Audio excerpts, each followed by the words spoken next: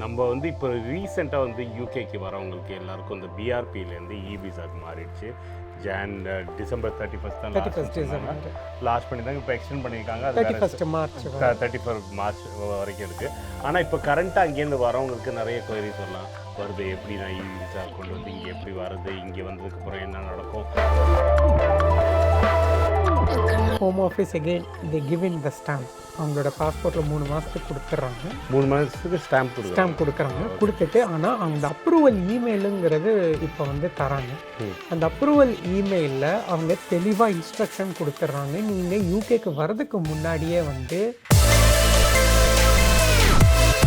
Visa கிடைச்சதுக்கப்புறம் இப்போ ஜானின்டெக்கு நிறைய பசங்க வராங்க. அவங்களுக்கெல்லாம் என்ன பண்ணணும் அப்படிங்கிறது தான் இப்போ நம்ம இதில் பார்க்க போகிறோம்.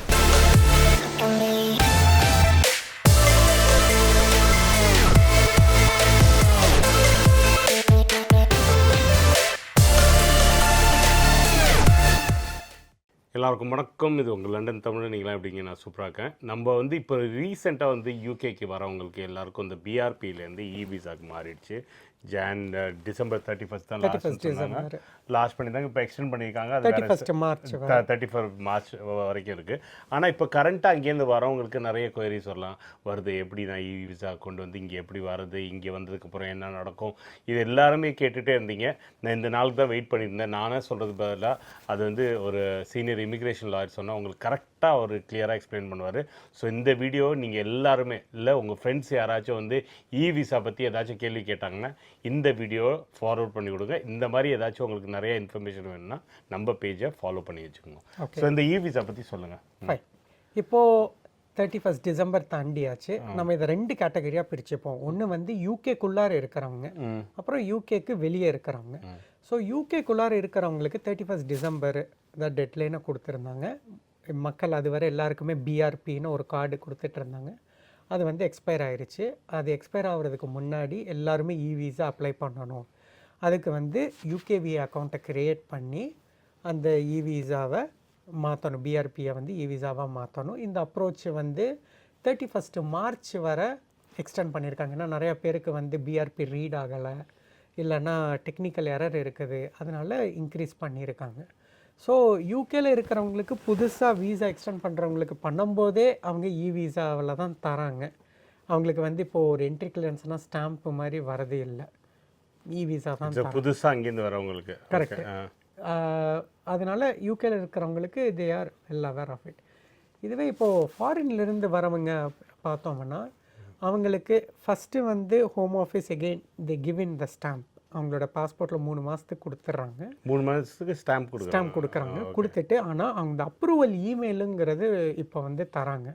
அந்த அப்ரூவல் இமெயிலில் அவங்க தெளிவாக இன்ஸ்ட்ரக்ஷன் கொடுத்துட்றாங்க. நீங்கள் யூகேக்கு வர்றதுக்கு முன்னாடியே வந்து இ விசா பண்ணிவிட்டு வாங்க அப்படின்னு சொல்லி கொடுத்துருக்காங்க. ஸோ அந்த ஸ்டெப்பை தான் வந்து நம்ம இது சொல்ல போகிறோம். இது யாருக்குன்னா வெளிநாட்டில் இருக்கிறவங்க யூகேக்கு வரணும் வீசா கிடைச்சதுக்கப்புறம். இப்போ ஜானின்டெக்கு நிறைய பசங்க வராங்க. அவங்களுக்கெல்லாம் என்ன பண்ணணும் அப்படிங்கிறது தான் இப்போ நம்ம இதில் பார்க்க போகிறோம். எப்படி உங்களுக்கு வீசாவில் ஸ்டாம்ப் இருக்கும், அது 3 மந்த்ஸு கொடுப்பாங்க.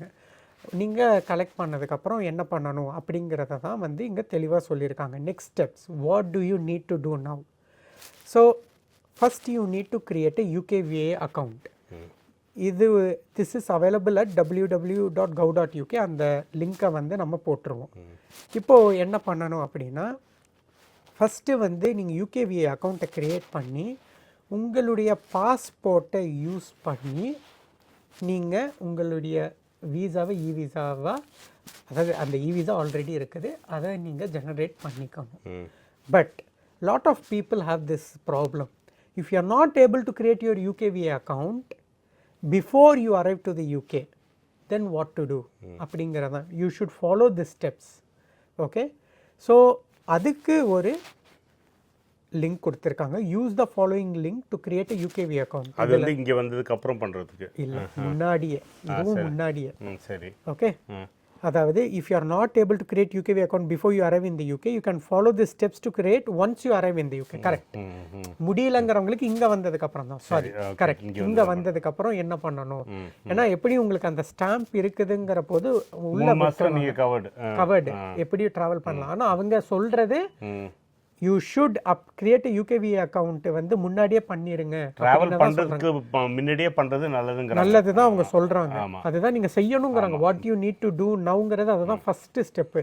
இதை வந்து சில ஒரு 10% கேட்டகரி அவங்களால பண்ண முடியல அப்படிங்கிற போது இங்கே யூகேக்கு வந்துட்டு யூகேவி அக்கௌண்ட்டை ஒரு ஸ்பெஷல் லிங்க்கை கொடுத்து அதில் you need to create UKV account.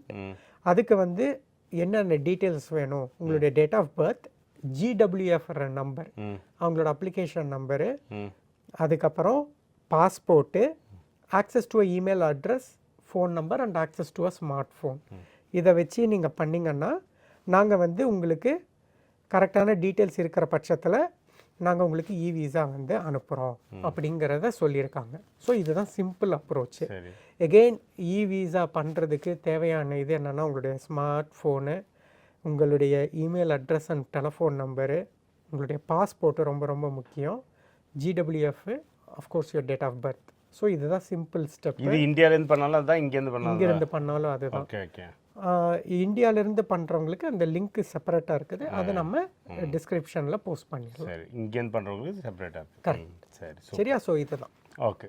அதுக்கு மேலேயும் வந்து உங்களுக்கு வரலன்னா அதுக்கு இன்னொரு லிங்க் கொடுத்துருக்காங்க, விசா எரர்னு சொல்லிட்டு.